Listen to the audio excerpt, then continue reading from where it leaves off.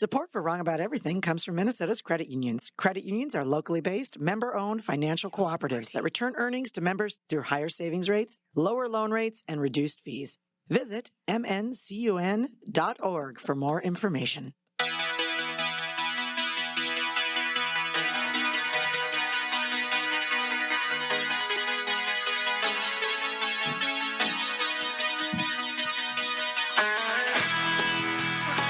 Hey, everybody. Welcome to another episode of the Wrong About Everything podcast. I am GOP strategist and Twin City Sugar, Brian McDaniel. I am former Republican Senate Majority Leader Amy Coe. And I am not the birthday girl anymore, Allison Nazzi. And I am DFL lawyer lobbyist Matthew Bergeron. And we are Wrong About Everything. Hey, Well, Matthew. Allison, is your mic on? Is this thing on? Yeah, Now it is. There we go. I guess you are It is now. no longer without a mic. I am no longer without a mic, Allison Nazzi. There Thank But, you. Everybody, Matthew Bergeron, the podcast attorney, and that is legally binding, is with us again. He is a veteran of the podcast, but it has been a while. So why don't you remind everybody who you are? Yeah, no, I am like I said, I'm an attorney and a lobbyist at the legislature. I do a lot of my work in health and human services. Yeah, you do. Yeah, right. And represent a lot of providers in Medicaid. So it's a you guys may be heard or talked about recently. There's some things going on in the world. You got some clients. Yeah, we got some stuff going on. But it's been a number of years. But I'm It's really been excited years, to be hasn't back. it, since you Yeah, been- it's probably been a couple of years. So loyal fans of the podcast will remember Matthew, but you're new to But new fans Exactly. are coming today. Exactly. If you don't know Yeah. him, then you're not a loyal fan. It's like I'm like the B side of one of the original records, right? That everyone looks down on others for not knowing. Well, you're like Stuart Sutcliffe, or you're like the Beatle that no one remembers. Exactly. There we go. I was there at the beginning. That's Mike Franklin. That But anyway, everybody, welcome to the Minnesota Credit Union Network studios, deep within the recesses of MBC Studios here in Northeast Minneapolis. We have our very capable, talented, and handsome producer, Gabe Noah, pushing buttons back there for us. And we want to, of course, always direct you to www.wrongabouteverything-podcast.com.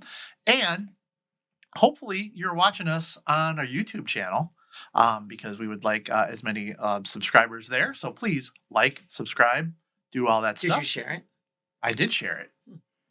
He's the king of sharing. I share. I'm a sharer. He's a sharer. I shared not only on YouTube but also on Facebook. Oh, you do both, I don't know. as far as I know. Well, as far as I know. And Instagram. And Twitter. Twitter, or whatever it's called now, X. Yeah.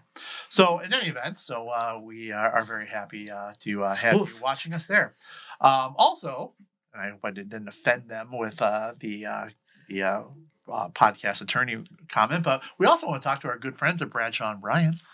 I'm not that kind of attorney. He's not that Right. kind of attorney. He's a different type of attorney. Their entire team of attorneys and staff is dedicated to providing the legal advice you need, combined with the service and personal attention you deserve. If you have questions about how they can assist you with a personal injury, wrongful death, or criminal defense matter, do not hesitate to contact them. Consultations are free. Please contact them at 800-770-7008 or at minnesotapersonalinjury.com. And as always, snitches need not apply. Yeah, I mean, there are criminal attorneys. Matthews are like You don't want me in business that attorney. courtroom. That's not my skill No. set. Yeah. But we call Mike if we need. Absolutely. Yeah, if we get into trouble. I- When we get into trouble. I've done criminal law. But I don't want to call you. I wouldn't call me either. You've done too many I types of wouldn't law recommend anyone that I call wouldn't do any. Yeah. You dabble. You dabble. Like, I did that for 6 months. I'm just saying, hey, if you're a family member or a friend from college and you get a DWI, I can do it. I don't know that you should, but yeah. Well, All right. Well, Anyway. I'll go with Mike Bryant. yeah, that's probably not a bad Bradshaw thing. Bryant. Okay. If you call me, I will direct you to the good people at Bradshaw Bryant. There you go. All right. Well, let's get into it. So, Ignite. there was the addressing of Congress last night. Not the State of the Not Union. the State of the Union. So that is why the name of this episode is Wrong About Addressing Congress, not Wrong About the State of the Union. So typically, presidents have addressed Congress during like difficult times, right? After declarations of war, after it's typically besides outside the State of the Union, which is constitutionally prescribed, I believe. Yeah. Outside of that, addresses to Congress have usually been like big moments. So to be honest, I was expecting something a little bigger last night. And somebody asked me what I gave, and I gave him a B. I graded him a B because I thought he had a couple very, very good lines. He had a couple new lines. He made the little boy a honorary Secret Service. It had a little Oprah feel to it. Somebody else got a scholarship got to go to the Air Force Academy. Was that right? But most of what he did was like the same thing. If you've gone to Trump rallies or you went to the inauguration or you listened to the inauguration, like there wasn't a lot of new in his speech. He did have like the most new stuff he had was when he discussed Ukraine, which has been an evolving situation since he and Zelensky got into it at the Oval Office. He had some good things to say about the Ukraine, which I was interested in. And then he had, I thought, what was probably his best line was on immigration when he said, they told you in Congress that you needed to have stronger immigration legislation, and what you really all just needed was a new president. Because border crossings down. I thought it was a good line. I thought it was very effective on one of his best issues. So he's definitely a showman, but I just didn't like.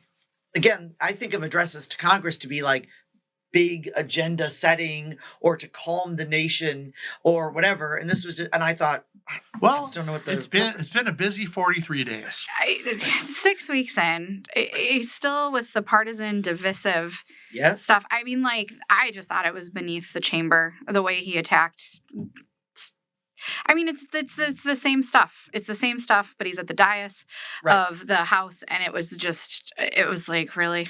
Well, if we think about addresses to Congress, States of the Union, things like that, in a more conventional sense, it lays out an agenda. That's what I'm saying. And then it's usually an attempt to kind of use that bully pulpit to move Congress towards action in line with that agenda. Right, exactly. Exactly. It was pretty clear that the president didn't have a whole lot of desire in getting Congress to move forward with an agenda. The president was laying out what the president thought he was able to do unilaterally, taking credit for what he thought he was doing unilaterally. The greatest presidency, the second being Washington. But I think that 6 weeks. I think that's why part of why it feels so different is because it wasn't here's my plan, here's what we're going, and now I'm going to stump for it to get Congress to do what I think they should be doing in that kind of classic conventional sense. It was just like, here's what I'm doing, here's why I'm great, and that here's why God spared me. He did say that. I know. He did. But just like the ideologues, Pocahontas, like just the left-wing lunatics. I mean, but as you said, Matthew, like it's reflective of how he has operated in office, which is passing executive orders with zero regard for the congressional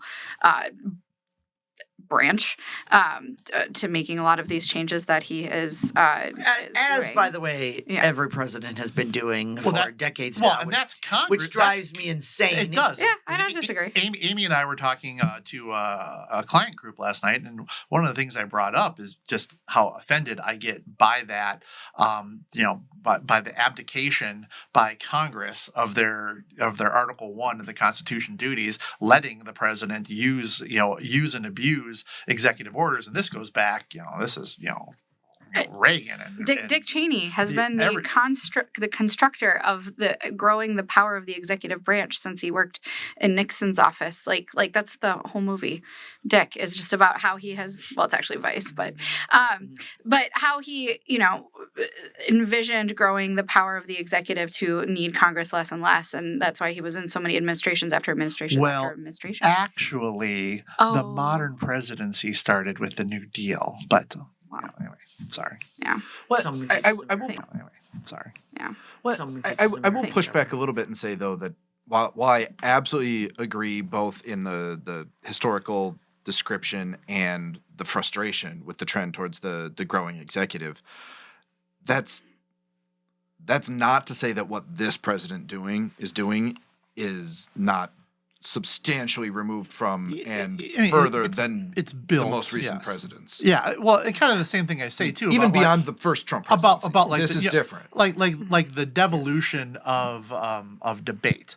I won't say that Donald Trump hasn't exacerbated it more than previous presidents, but I also won't say that he invented it. So he has maybe exacerbated the use of the EOs here in the first 6 weeks. I also won't say that like he's the first person who thought of it doing this way.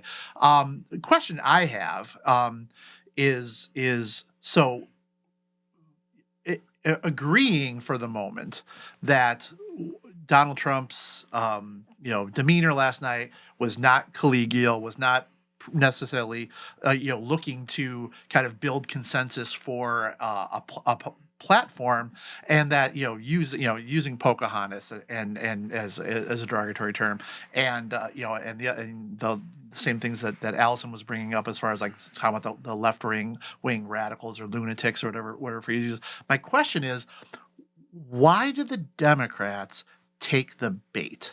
Because to this point, pointing out some of the lesser virtues, to be polite, of the president of the United States has not necessarily embiggened the popularity of the Democrats. So with Al Green had to be removed from the chamber for shouting out, for shouting out.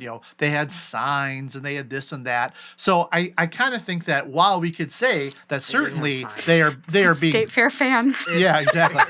but we can certainly say that I do declare. yeah, but we certainly He's lying again. We certainly can say that It's a falsehood. that Donald Trump has been baiting them.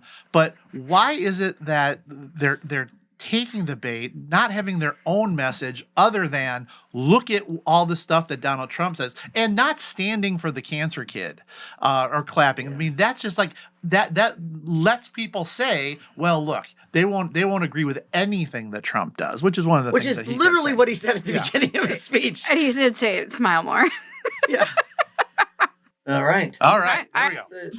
It was an ABC News. Trump airs grievances, so basically it was Festivus. I just realized that Festivus was December. But like somebody, it was.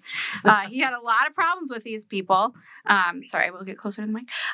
And we were going to hear about him and how great the last 6 weeks have been and the actions that he has taken unilaterally. And I just, to your question, why do the Democrats take the bait? I don't know. We have not effectively figured out how to respond in a compelling and precise way to what he is doing. To be fair, neither of the Republicans. That is true. Finally, we just went, because we tried, and people kept losing, and then finally we just went, oh, okay, we're just with him. Yeah, I mean, to be fair. It's one of those situations where like it feels like they're stuck in a damned if they do, damned if they don't, right? Yes. If they hold their decorum and treat it like a presidential address to Congress, and they stand at the appropriate moments and they make the appropriate acknowledgments and they sit quietly with frowny faces like minority caucuses or out of power parties always do, then they've essentially legitimized some of the behaviors and made it seem as if it were any other administration or any other presidential address. Alternatively, if they react either as they did or in some other maybe better organized, better orchestrated opposition demonstration, then they're not reacting with the appropriate, now suddenly decorum becomes a thing that folks want to see, regardless of the behavior on the other side of the aisle by members of Congress. This is the problem of the devolution. I was thinking about this because I watched last night, right, and literally had members of Congress had to be removed, and some walked out, which is fine, whatever. And I thought, tracing it back, I was like, when did that start? Like, when did it start? And I don't. Again, it's sort of like hard to care, but remember when someone stood up? The South Carolina guy. Yep, who stood up for Obama. You lied. Yeah, he said you lied. That was. You lied. That was sort of the beginning of now we get to be obnoxious on the floor of in the addresses to Congress. Like that was kind of the first I can remember. And the problem is, anytime Wilson. anyone breaks in his, it was Joe Wilson. Joe Wilson stood up and pointed at Obama and said, "You lie."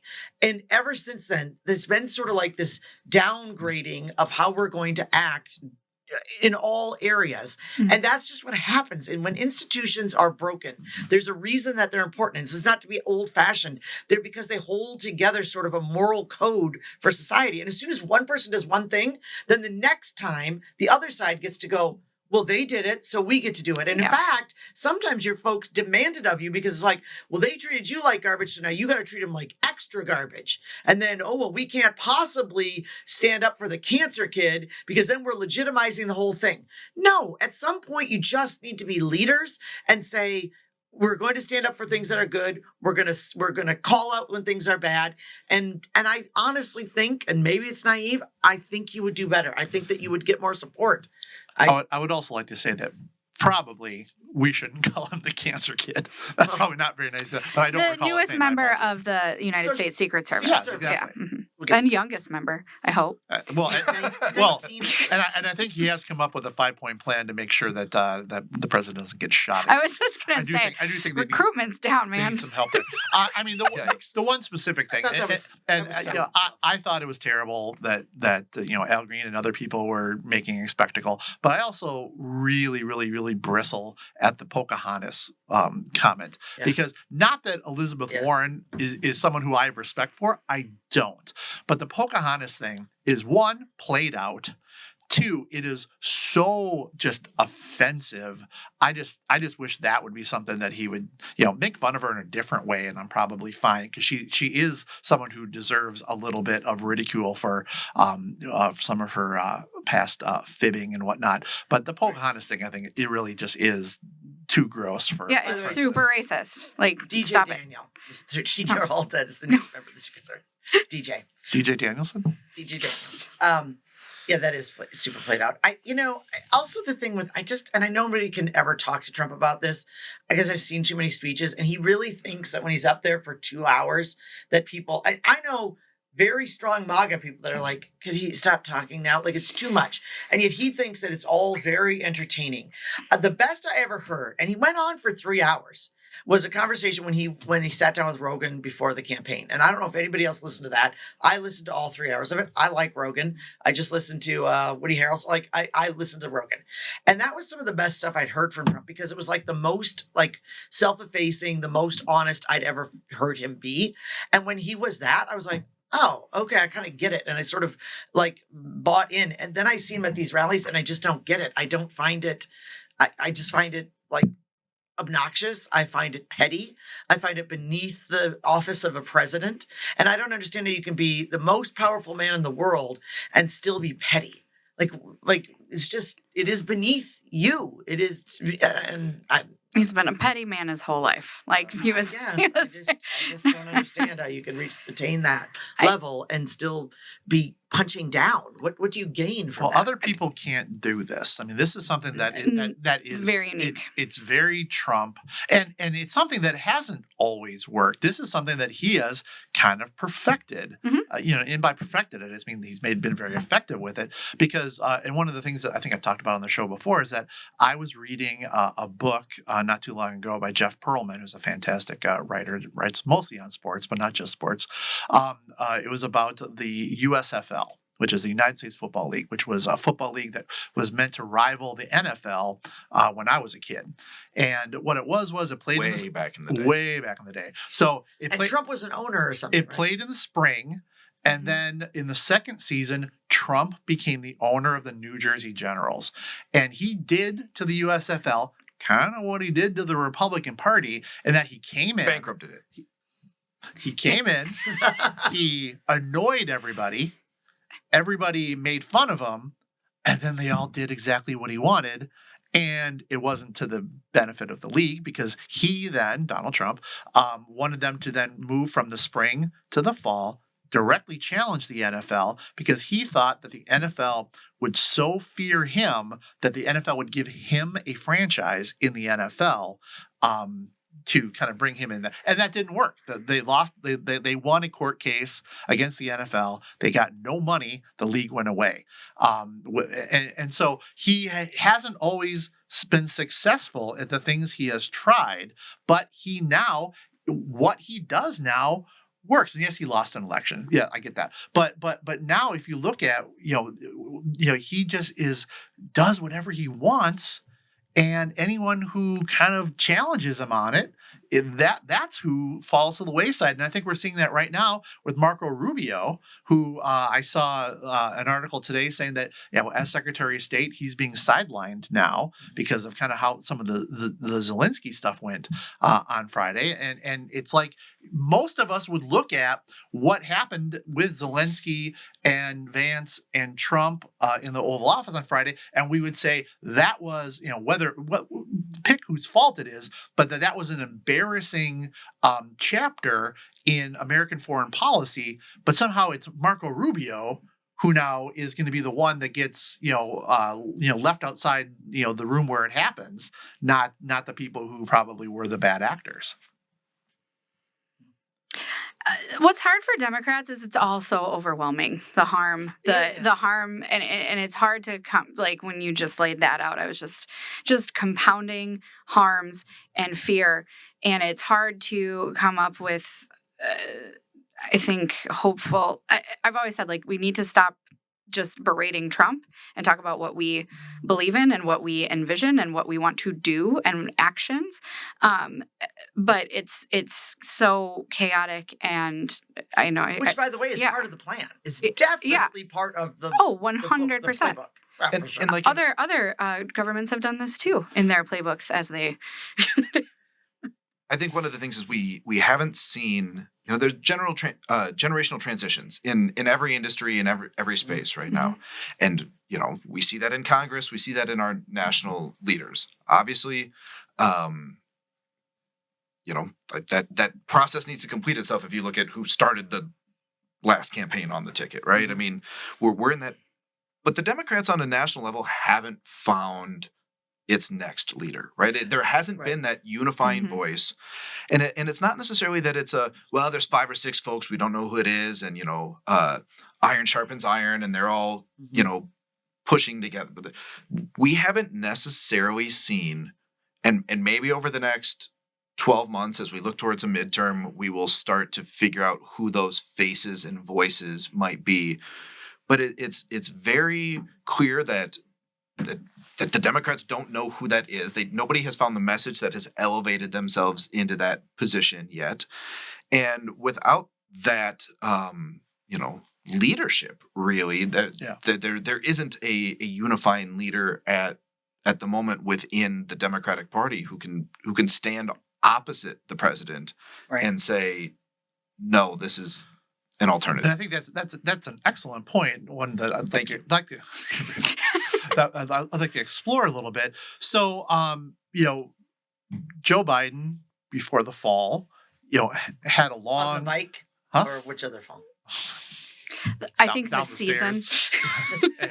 Anyway, before his cognitive decline, let me say that, he certainly had a long career of kind of he knew what to do. Nancy Pelosi, obviously, who was reached the end of her time in Congress, was a very capable, amazing leader. Brilliant. But now it appears that the most vocal leaders is it Hakeem Jeffries with the I would say it's even the more progressive wing than Hakeem Jeffries, and maybe it's that's who the media gravitates towards, but the AOCs and whatnot. But the AOCs are not going to be the ones that kind of restore the respect and the vibrancy of the Democrats. That's not going to be them. Who kind of come? I mean, AOC isn't going to bring back the blue collar white men, people who have. Well, wasn't that what Tim Walz was going to do on the ticket? But that was a bad choice. And that's the debate that we're having. Do we keep going after the moderate Democrat, a former Democrat, and bring them back, or do we have AOC as a new, more profound leader? I think she is one of the best speakers and her ability to deliver a message and a vision and a plan and go after the true root cause issues. I think she's the best on our bench, but she is continually excluded from leadership and positions in the party. Because I think it is scary. We're just at a junction.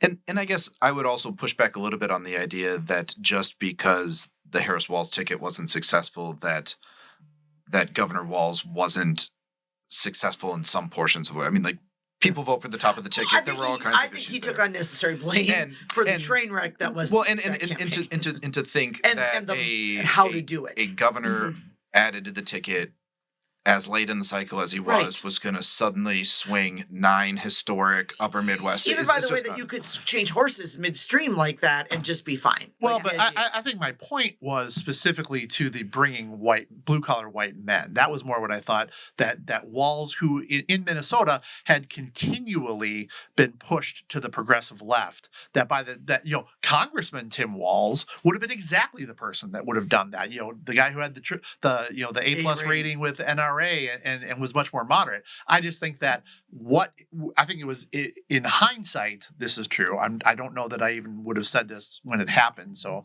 I'm not trying to be disingenuous with it, because I didn't see this either. But in hindsight, I think that he had been pushed so far to the left in Minnesota that by the time they said, okay, now go be the old Congressman Tim Walz, he wasn't that person anymore and had too much of a track record. And that's world according to Brian. I'm not saying that's true. I'm just saying that's how I envision it, or how I see it. Yeah, and I don't necessarily see it that the governor was pushed far to the left and couldn't come back to the middle to be a palatable vice presidential candidate. I mean, I think the governor was running on what vision he and the Democratic legislators that he'd been working with had tried to brought for the state. Some of the policy reforms, some of the initiatives, some of the priorities that they had a track record of, he was trying to bring to the table, because it's really hard for anyone coming out of Congress right now, a senator on either side of the aisle, to point to accomplishments or to point to a vision that is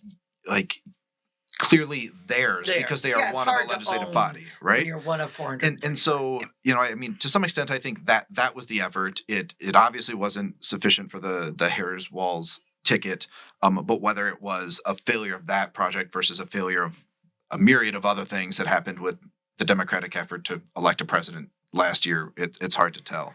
I do think when we're talking about leaders and generational transitions, I think your comments on the Congresswoman are very astute. And I also wonder about Secretary Buttigieg as someone who's markedly younger, very intelligent, very charismatic, and as someone who has gone into a state like Iowa and been successful, a state that is no liberal bastion by any measure, and probably even less so now than it was when he won there.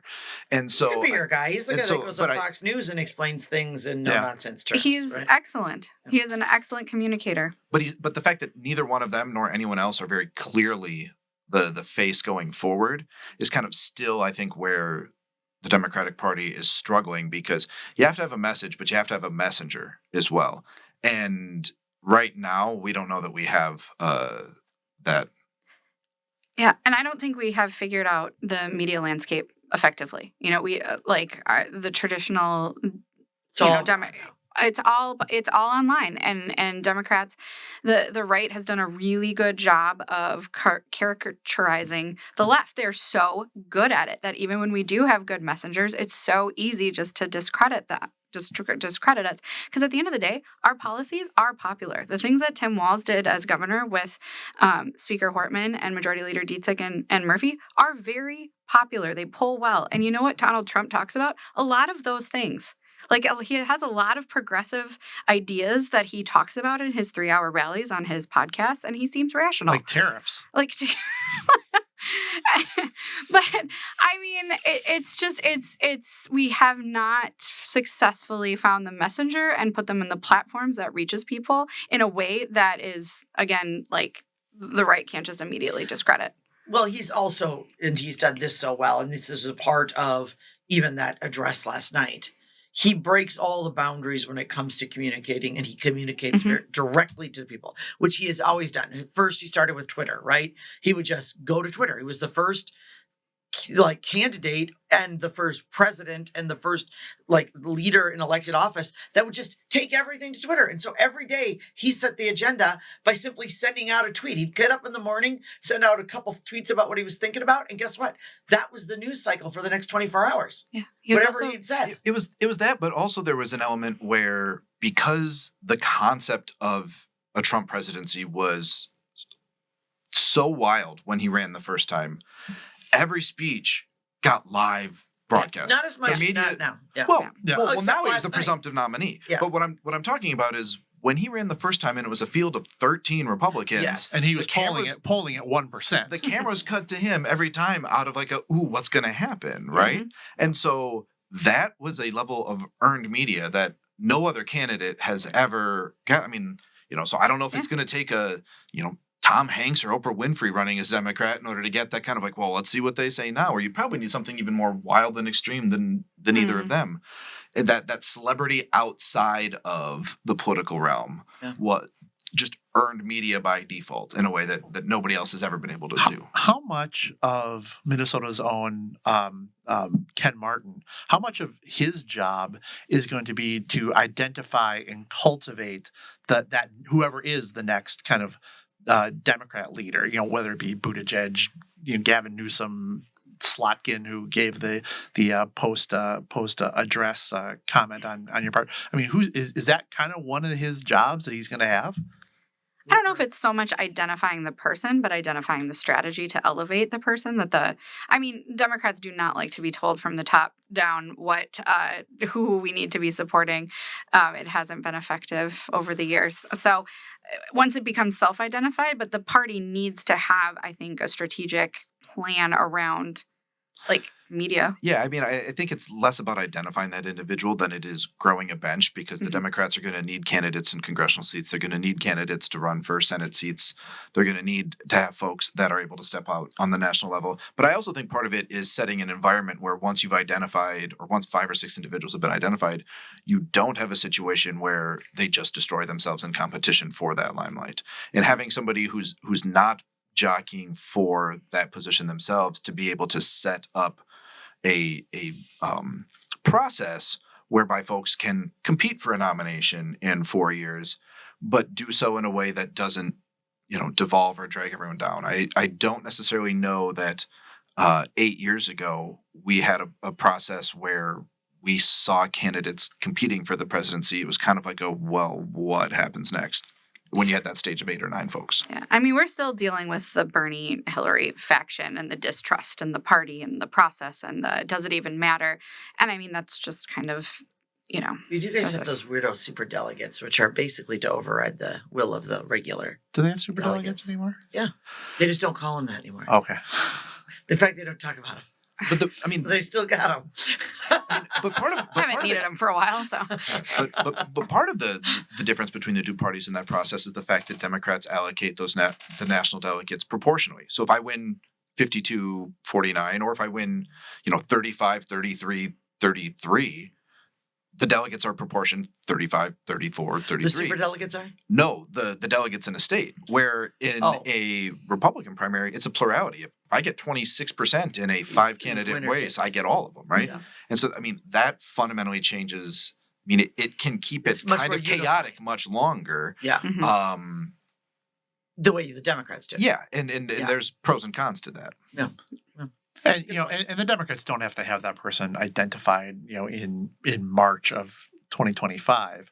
But I think at some point they're going to have to. And, definitely, you can lay low now, right? Let the Republicans kind of. And it can't be. Let you all govern in your trifecta. Well, let's see. Well, if the Democrats would sit back, I totally believe, and I see where you're going with this, and I agree with you. If they would just sit back and kind of make the Republicans have to prove that they can lead, that probably would be a decent strategy. I think I was talking to Matthew beforehand. I think Pelosi, when talking about Trump, said you just can't give him oxygen. And I think that on the state level and on the federal level, I think that would be effective. But I also think that the Democrats can't get out of their own way. I don't want to get into too much detail on this because, we've talked about it on the podcast many other times, but, this week, both on the federal level and in the state level, they're debating, banning transgender athletes from girls sports. And that's, it's an 80-20 issue writ large.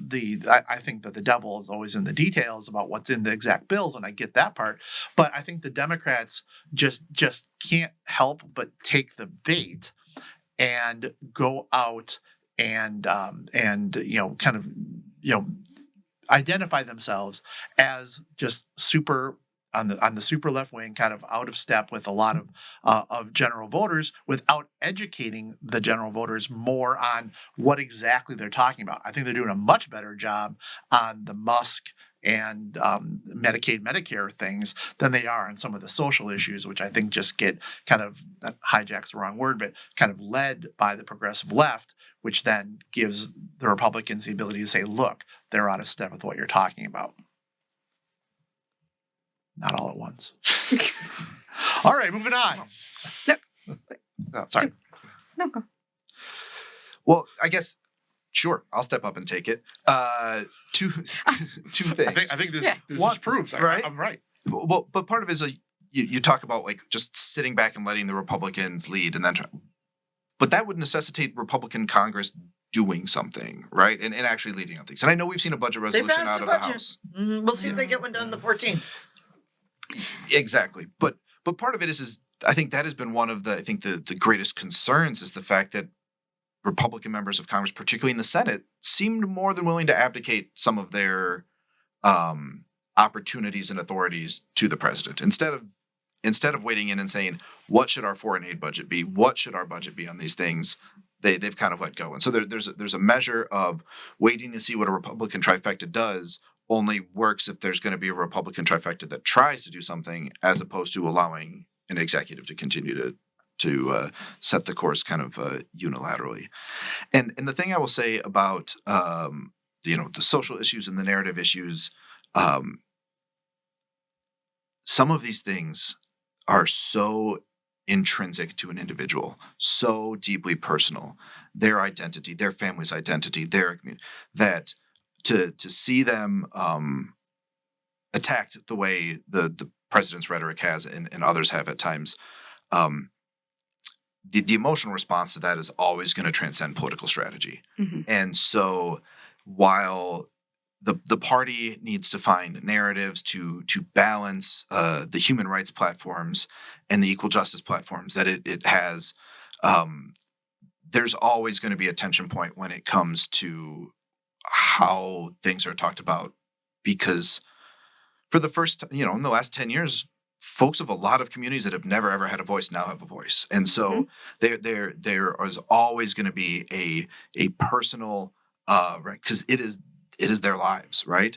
And so I'm not going to sit here and talk about how narratives need to be crafted to because that's just not who I am, and that's not, I think, the place of the party. But I do think it is important to talk about things, particularly for folks that look like myself, and saying like these are members of our communities, these are members of our families, and this is how they're feeling. And this is what those words, those rhetorics, and those actions legislatively or on social media mean to them. And so I think it's imperative that there's space for that, while still trying to craft a national and statewide narrative of this is where we as Democrats think we need to go as a state, as a nation. So, yeah, I wasn't trying to avoid the discussing of trans kids in sports, because it is it polls very well. We learned during the election that it was a compelling and persuasive issue, and it was on people's TVs every night, and just the creating the boogeyman out of trans kids and transgendered individuals. But even though it polls 80-20, as you said, Brian, to Matthew's point, and it is a very small sector of society, and it is part of democratic values. And what I will love about our party is probably the messiest part of it, but it is elevating the most probably marginalized, smallest voices to give it a platform, to give it influence, and to elevate policy to protect people. It is a newer concept for people, and that takes time to understand. And what has been challenging on the debate, particularly with trans kids in sports, is just such a broad brush when there is significant amount of nuance, which is so fun and easily digestible for people to understand. But the way it's been broadly, the right is so quick to say, see, it's this and this, but it isn't. And, you know. But it's not just the right. If the polls are right, and let's say they're not even, let's say it's not 80%, let's say it's 75%. So the right so messaging, 75% of America is just what? No, I mean like, but those that are perpetuating a public. I'm not saying you're saying this, no. Those that are like putting money behind a public message and rally. I mean, the rally on the Minnesota Capitol steps yesterday about transgendered youth in sports. It was the America First Policy Institute. So it's like that is clearly a right aligned, That's not a moderate, bipartisan think tank. Those that are putting money behind this because they know it influences people to their side is the right. So they're not going about it. Sure. I mean, the left and the right do that, right? There's groups that are. But we need to move on.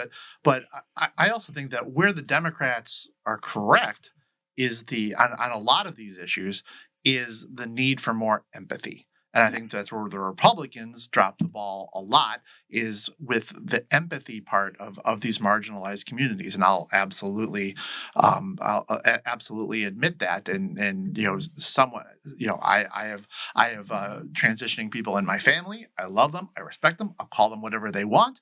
But I think that where the progressive left or the uber progressive left has just kind of lost their way on this is that they go beyond treating people with respect and empathy to the point of requiring people to believe a set of biological factors that maybe in 10, 20 years, you guys will be proven right on this. But right now doesn't pass the eye test for a lot of people. And people don't like being told you have to believe something if it's not something that they generally believe. And I think that happens. Or even like pronouns, right? Like pronouns. But even in the debate yesterday, just to sort of like telling you what you need to not only think. Well, say all of it. But just to finish my thought, like yesterday, or whatever day it was that they had the debate, equating this bill to genocide, it's not the right. It's the messaging that is. People feel that. Some people do, but it's hyperbolic for the people that are not part of that community. And I think that it distracts from the message. Not that I make your message, not that I get to decide your message, not that I'm in any way the person who's intended to receive that message and act upon it. But I think that is one of the things that is kind of, the Democratic brand right now is bad, even when a time where Republicans, I still think, are fumbling the ball on foreign policy and many other things. Yeah, we're not setting our narrative. Yeah, we're letting you guys define it for us. Yeah, that is true. Let's end it there and go to plugs. Amy, we'll sit back and wait. No, okay, all right. Well. You were on fancy stuff last night. All right. So Brian and I, every Tuesday, are on the BS podcast. And yes, last night I did the 6:30 and the 10 o'clock with Kara Levin. Also was on Al Jazeera about 11:30, so whatever time that is, Greenwich Mean Time, for folks over there. And let's see, what else? Every Friday you can catch Jeff Hayden and I go on Vanita Sakar, WCCO. We call it the Capitol Clash. It's a segment that breaks down the week at the Capitol. And I think I might be on Almanac this Friday. I just got a request. I'll respond to that in a second. Normally, I'd say I'm a normal person, but last week made my public television debut on Almanac, which was very exciting. So and intimidating, but a great opportunity. So maybe they'll have me back, maybe not. But we'll see. I'm not plugging it this week. Matthew. Well, this is my long anticipated, long awaited, long sought for return to Wrong About Everything. So that's a milestone for me to come back. I don't have. I'm more of a print guy myself, right? But so don't have anything to plug in the immediate future. All right. Well, as Amy said, she and I do the BS show with Bob Sansevier every Tuesday. I also was on Almanac with Allison and think that she did a fantastic job for her first time being on. I think she let the conversation come to her. And a lot of times when people are on for the first time, they feel very like jumpy, like they need to get their point in. And I thought she was very demure, very mindful. Very mindful. So a lady. So that was great. And then I guess I would also say that Gabe Noah, the handsome producer of this show, he and I are going to be doing some comedy in Bismarck, North Dakota, because I'm a road comic now. So we're going to be so on Friday the 14th, we're going to be in Bismarck, North Dakota. If you're listening from North Dakota, or if you're planning on driving through, I was going to say go Bison, but there's no sports team there. There's just actual Bison. It's just Bison. So and I guess you meant.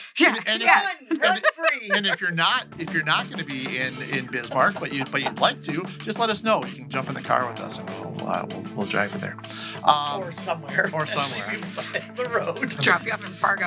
Don't take that bait. No one take that bait. I'm not getting in that car. Can't promise that you're coming back with us. But anyway, so with that, let's go to I don't know what's happening. Spanks and Things. Let's go to Spanks and Things. Who wants to go first? I'll go first.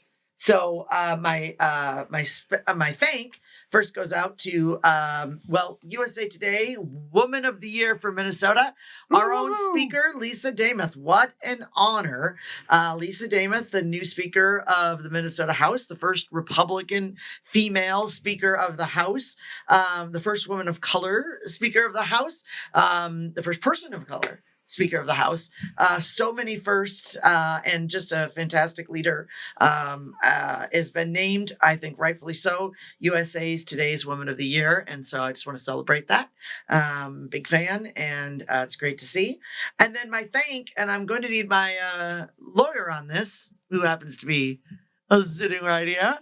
So my spank goes out last night, Marjorie Taylor Greene. So, everybody was standing at the edge of, it's always a strange thing too, right? The president walks down the aisle, and then a bunch of thirsty folks stand at the edge and they want to shake my hand, touch my hand.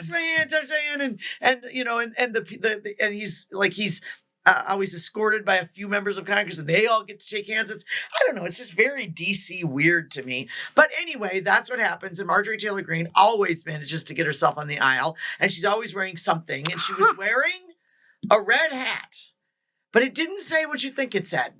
Didn't say Make America Great. Didn't say 45, 47. It said Trump was right about everything. And what I'm wondering is it some sort, we do have I believe some sort of a patent. We do have a copyright. Do we have a copyright, trademark? And could we, Wrong About Everything, we have a case? Wrong About Everything is in fact trademarked. Thank you. You own that mark. Okay. And we are correct. Listen, Hold on. And this is not the first time that we've looked into some national leaders. Interestingly enough, during the last Trump administration, who had launched, was Scaramucci that was going to launch a podcast to write about everything? And yeah. We're waiting for that one too. Yeah, he never did. He lasted on that idea lasted almost as long as the Scaramucci. Yeah. It was a half a Scaramucci. And exactly. Yeah. But I'm just saying I'm not going to comment on pending investigation. Okay, well, I'm going to spank it and put a little bookmark in it, and then we'll have some conferral later. Or what do you do with a lawyer? You get billed. I don't think that's a word. Conferral? I don't know, maybe it is. We'll confer later. Thank you very much. She's spanked. What's next? I'll and maybe sued. I mean, I would love that. I'll participate with dollars. I only have one spank, I don't have a spank this week. Just a thank, and that is to Minneapolis City Council member Andrea Jenkins announced this week that she was not going to seek re-election this fall. There is a city election for mayor and all council members, and it's just she has been a fixture around City Hall since 2001. She started as a policy aide for Robert Lilligren, and then I met her when I started working at City Hall, and she was working for Council Vice President Elizabeth Glidden. And then when Elizabeth Glidden didn't run again, she decided to actually get an election certificate herself, even though she had done incredible work as one of the first Black transgendered elected officials in the country. She is a beautiful person. I always said my favorite thing about her, and the thing that awes me, she will remember everybody's name after meeting them once, and she will always greet people by their name, because she is one of those people who truly brings the humanity to the work. Brian, when you're talking about empathy, this is one of the most empathetic women, and just a trailblazer in the trans community. And it's a huge loss for the city. She also has been publicly battling MS. That is a terrible disease. Which is a terrible disease. She represents Ward 8, and it's kind of the epicenter for the murder of George Floyd in George Floyd Square, which is a community that she's lived in for decades. And obviously that has taken a toll as she's navigated leading, and also incredibly personally painful too. Working in City Hall during George Floyd, but then to be a Black council member from that ward, the amount of pressure and expectations on her was significant.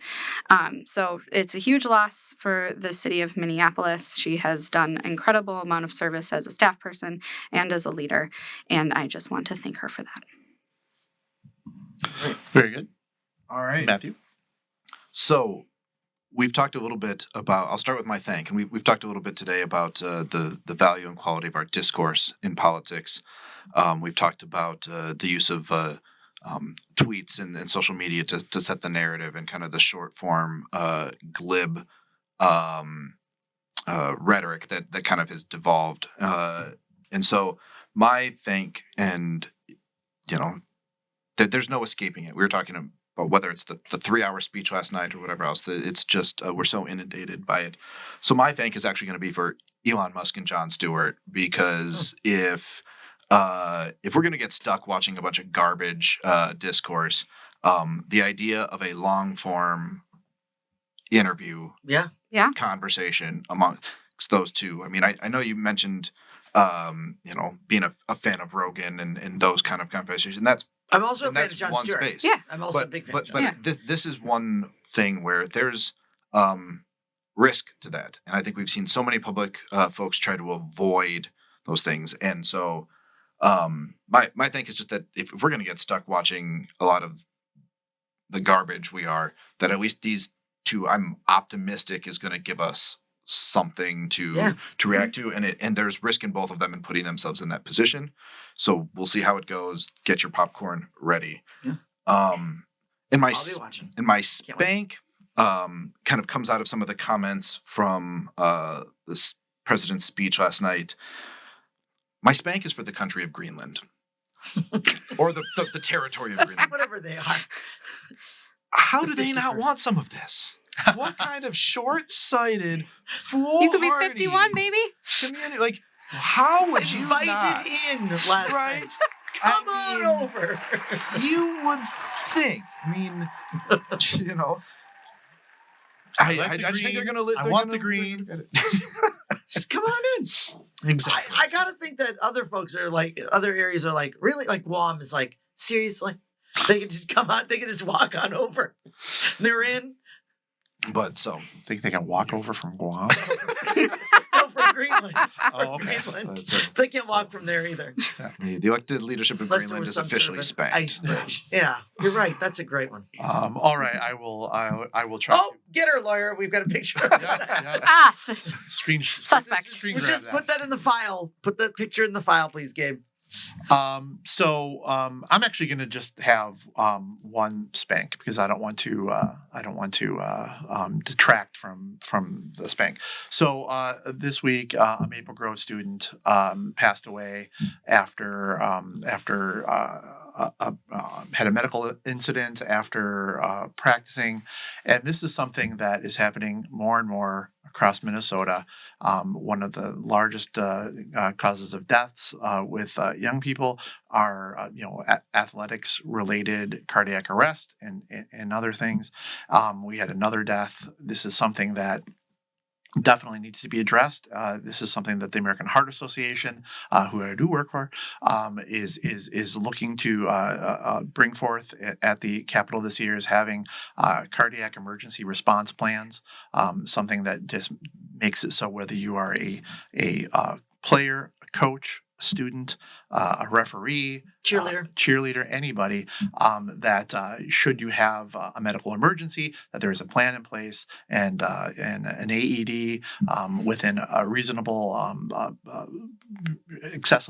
having to be accessible, that you're able to reach it in a reasonable amount of time, and hopefully we can prevent this from happening to the next person. So I'm not spanking anyone for not being prepared. I don't know the specifics of this, but this is just something that we want to make sure that we're doing everything we can to make sure that our students are safe as they're participating in sports, and everyone is watching. So with that, I am GOP strategist and Twin City Sugar, Brian McDaniel. And I am former Republican Senate Majority Leader, Lisa Damuth fangirl, Amy Koch. And I am public television star, Allison Nessie. I am DFL lawyer lobbyist Matthew Bergeron.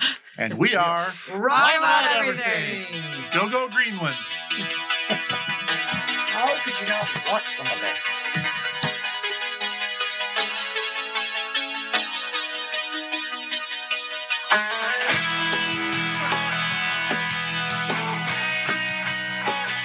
MBC. No relation to NBC.